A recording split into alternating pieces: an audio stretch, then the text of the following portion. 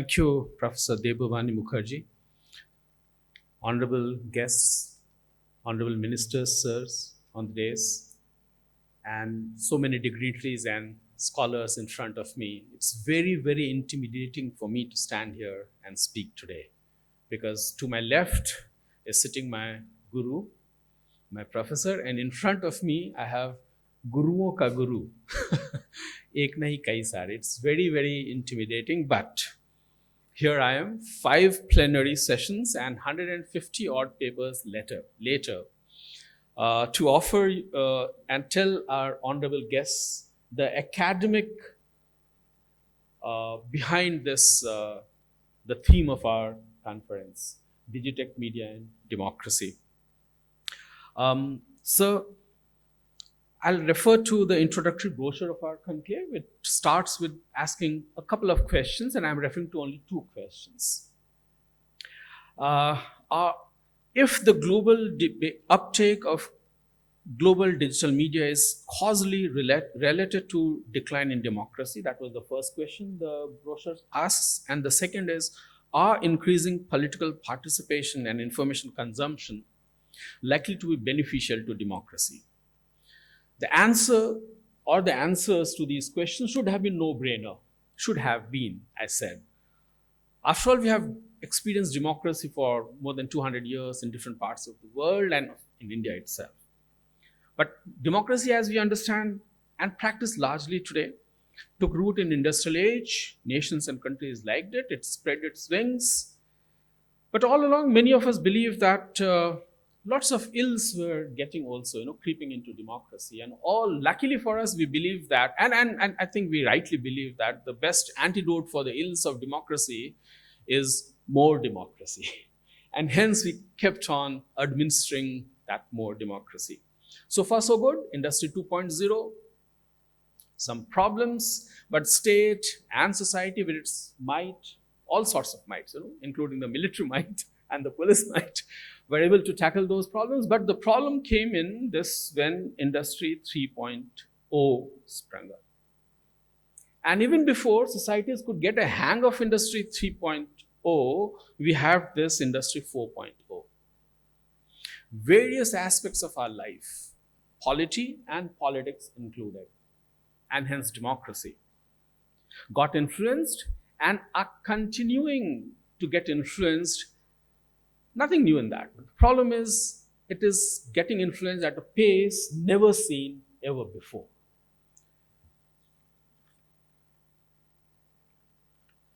And as many thinkers started thinking that democracy had come under stress, 4 scholars, I'm just trying to explain the academics behind the theme of our topic. 4 scholars, Philip Lawrence Preen, Lisa Oswald, Stephen Lewandowski, and Ralph Herwig, ventured into a very interesting enterprise. They set out to check if the global uptake, the questions that we have asked right in the beginning, if the global uptake of digital media is causally related to a decline in democracy. They conducted a massive survey of as many as 500, actually 496 to be precise, literature available across the globe.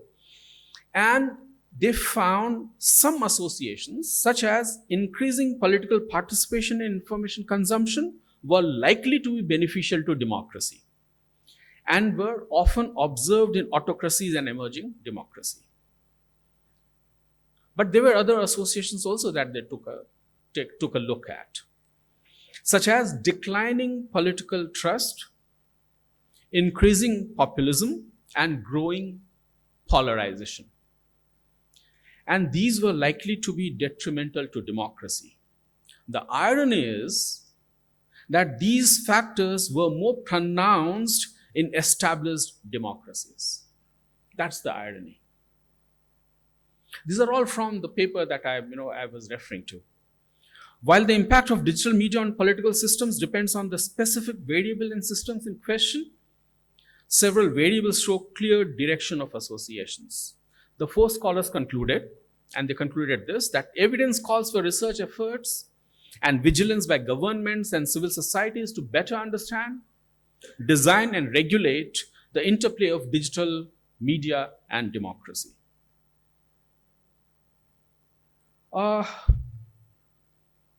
Let me just get straight away. I'm skipping some of the things because I was asked to situate it in the academics, so I wrote a proper paper. But I'm skipping some part of it.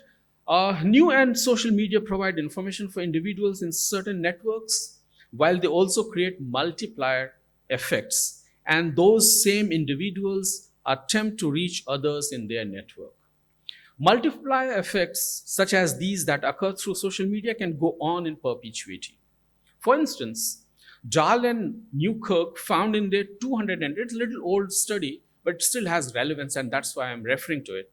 In their 210 study, they found that the individuals between age 8 and 18 of age years were exposed to a daily average of almost 11 hours of various media technology.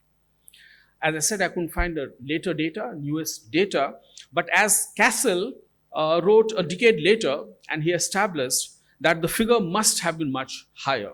For Cassell says, recently people have been exposed and engaged in what has been termed as the mass self-communication. We often talk about it. How relevant is the term mass communication in today's world because of what is happening, mass self-communication.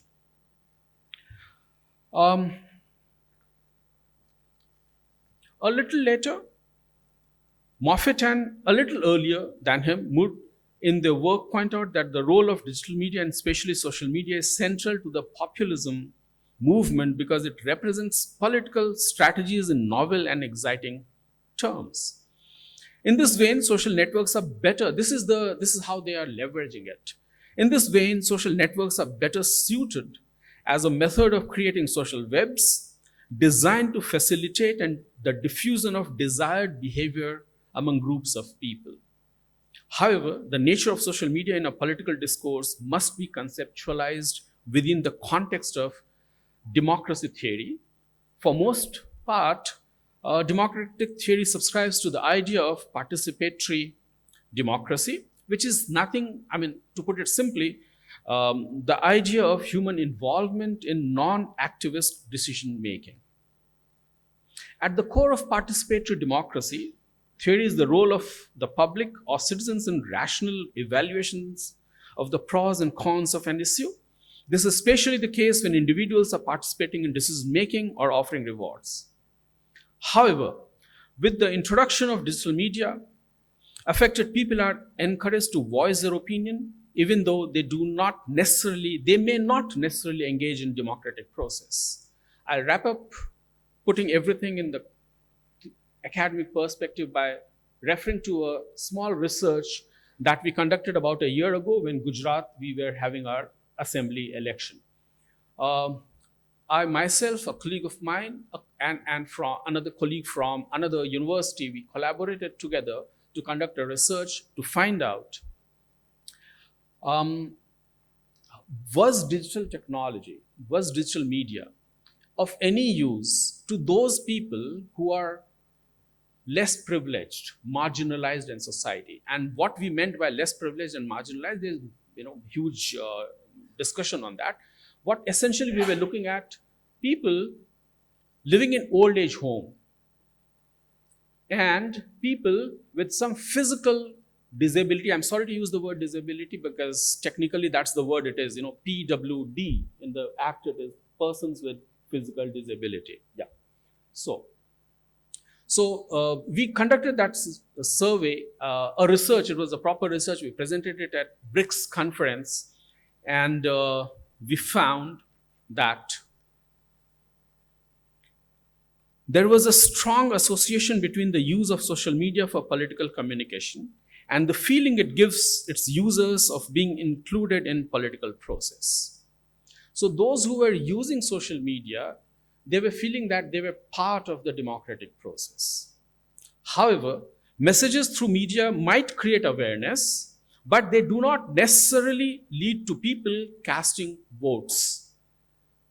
So that is what we found, that social media might make them feel that we are participating in democracy, but it is not always motivating them to come out of home and cast their votes. Of course, there were other factors. As I said, these were the people living in old age home. They don't have much mobility. These were people who had some physical challenges, they didn't have much mobility. So that's what is about social media, digital media, democracy. Thank you very much. Thank you.